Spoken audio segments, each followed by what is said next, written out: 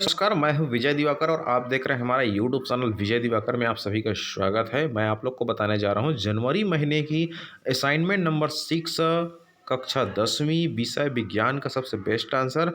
सारे सब्जेक्ट के असाइनमेंट का उत्तर आपको हमारी चैनल पर मिल जाएगी, आप ध्यान से देखते रहिए।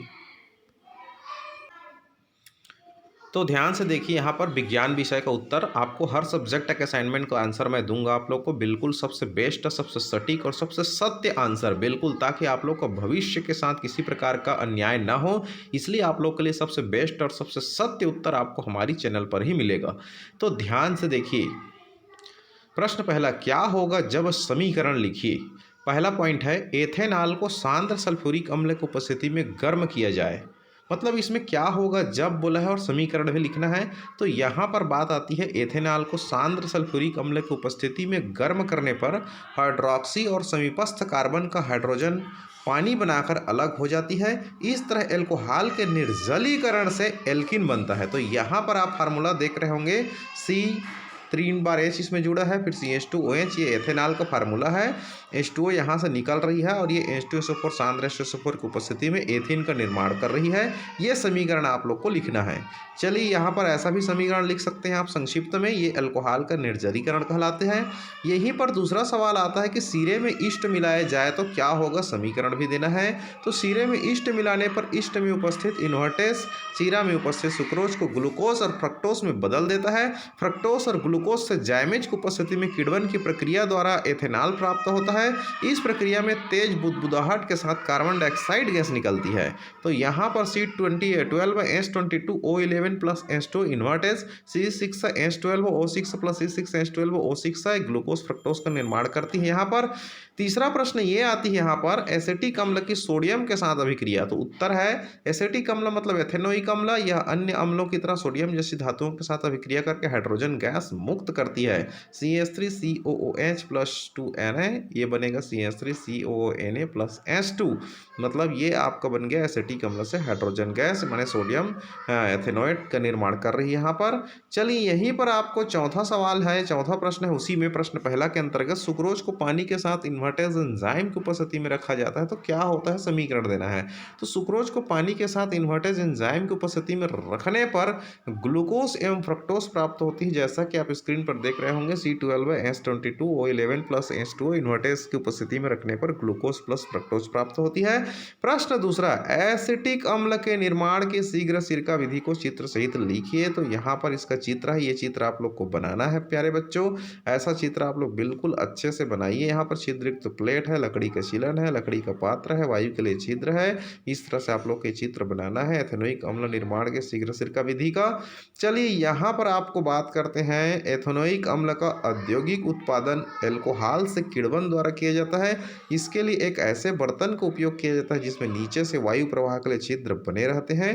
बर्तन में लकड़ी की छीलन भरकर अमोनियम सल्फेट मिलाया जाता है। अमोनियम सल्फेट जीवाणुओं की वृद्धि में सहायक होता है। फिर इसमें 10% एथेनॉल ऊपर से धीरे धीरे डाला जाता है।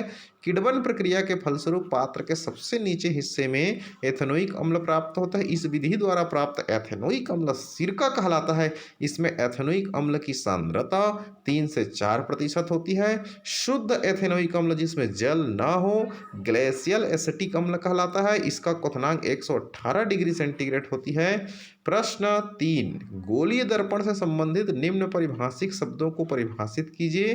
वक्रता केंद्र, वक्रता त्रिज्या, ध्रुव, द्वारक। यहाँ पर 4 बिंदु है, चारों को अपने को परिभाषित करना है। उत्तर है वक्रता केंद्र। गोलीय दर्पण जिस गोले से बना हो उस गोले की त्रिज्या दर्पण की वक्रता त्रिज्या कहलाती है। लेकिन गोलीय दर्पण की परावर्तक सतह एक गोल का भाग है, इसलिए गोले का केंद्र वक्रीय दर्पण का वक्रता केंद्र कहलाता है। इसे C द्वारा प्रदर्शित करते हैं। दूसरा बिंदु आता है वक्रता त्रिज्या। गोलीय दर्पण जिस गोले से बना हो उस गोले की त्रिज्या दर्पण की वक्रता त्रिज्या कहलाती है, जिसे R द्वारा दर्शाया जाता है। यह ध्रुव तथा वक्रता केंद्र के बीच की दूरी होती है। तीसरा आती है ध्रुव। गोलीय दर्पण के परावर्तक सतह का केंद्र ध्रुव कहलाता है, इसे P अक्षर से प्रदर्शित किया जाता है। चौथा होती है द्वारक। गोलीय दर्पण के वक्री पृष्ठ की एक सीमा रेखा होती है, यह सीमा एक समतल वृत्त होती है। इसी वृत्त के व्यास को दर्पण का द्वारक कहते हैं। अब आती है कांच का एक खोखला गोला, यहाँ पर चित्र प्रदर्शित है। M से M' जो है द्वारक हो जाएगा यहाँ पर। यहाँ पर बीच में सी वक्रता केंद्र है, लाइन एक्स वाई मुख्य अक्ष कहना चाहिए, बिंदु पी जो है आपका ध्रुव हो जाएगा। तो यहाँ पर इसको ध्यान से आप लोग को बनाना है प्यारे बच्चों। ये आपका ध्रुव हो गया कहना चाहिए और यहाँ से यहाँ तक आपका द्वारक हो जाती है। ये जो बिंदु है वक्रता केंद्र है, ये लाइन जो होती है मुख्य अक्ष कहलाती है और ये है आपका अवतल दर्पण है जिसका इस तरफ भाग में आपको पॉलिश किया हुआ है। तो ये चित्र आप लोग को बनाना है। चलिए यहाँ पर आपके लिए प्रश्न चौथा है, अवतल लेंस के सम्मुख रखी वस्तु के प्रतिबिंब बनने का किरण मार्ग खींचकर प्रतिबिंब के आकार व प्रकृति को लिखिए। तो यहाँ पर ये चित्र आप लोग को बनाना है। ये चित्र बहुत ज़रूरी है।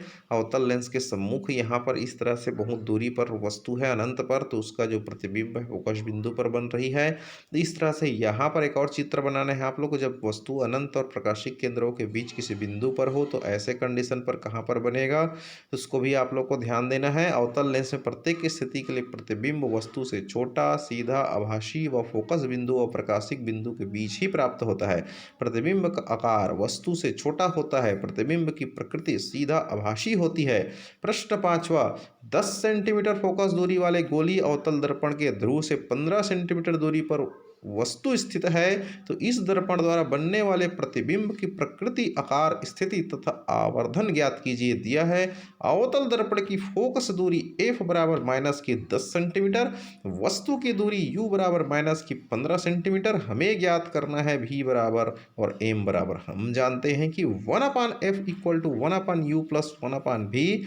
1/-10 इक्वल टू हो जाएगी 1/- की 15 plus 1/v। 1/v equal to हो जाएगी 1/- की 10 प्लस 1/+15। 1/v इक्वल टू हो जाएगी, लघुत्तम लेंगे तो 30 आ जाएगा, -3 + 2 हो जाएगा।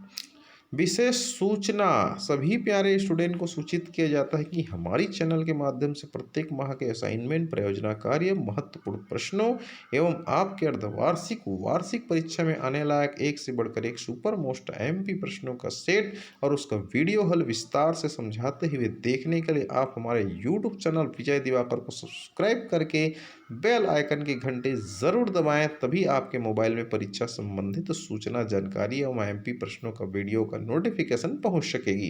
कक्षा 9वीं, 10वीं, 11वीं, 12वीं की वार्षिक परीक्षा में आने लायक सुपर मोस्ट एमपी प्रश्नों की वीडियो मिलेगी आपको। इसके लिए सब्सक्राइब करें, यह वीडियो अपने मित्रों, भाइयों, बहनों को जरूर भेजें ताकि सभी को लाभ मिल सके। इस वीडियो के डिस्क्रिप्शन बॉक्स में परीक्षा उपयोगी प्रश्नों का वीडियो लिंक है, असाइनमेंट उत्तर का सभी विषय का वीडियो लिंक है, आप देख सकते हैं। हम डिस्क्रिप्शन बॉक्स में हमारा टेलीग्राम लिंक है, आप अवश्य ज्वाइन करें ताकि आपकी परीक्षा का अच्छे से तैयारी हमारी चैनल के माध्यम से हो सके। आपका गुरुदेव विजय दिवाकर। चलिए शेष प्रश्न का उत्तर देखते हैं। यहाँ पर 1/v इक्वल टू -1/30, v बराबर -30। अतः प्रतिबिंब की स्थिति दर्पण से वस्तु की दिशा में 30 सेंटीमीटर पर होगी। अब आवर्धन m बराबर होती है -v/u, m बराबर हो जाएगी -v का मान -30/-15, m इक्वल टू हो जाएगी +13/-15। काटेंगे तो 15 दूनी 30 हो जाएगा। अतः प्रतिबिंब का उल्टा वास्तविक तथा वस्तु से 2 गुना बड़ा होगा। यहाँ पर इस तरह से आप लोग को आंसर लिखना है। सब्सक्राइब और यूट्यूब चैनल विजय दिवाकर, आपको कुछ ही पलों के पश्चात मिल जाएगा शेष सारे सब्जेक्ट के असाइनमेंट का उत्तर क्लास 10 और 12 का। धन्यवाद।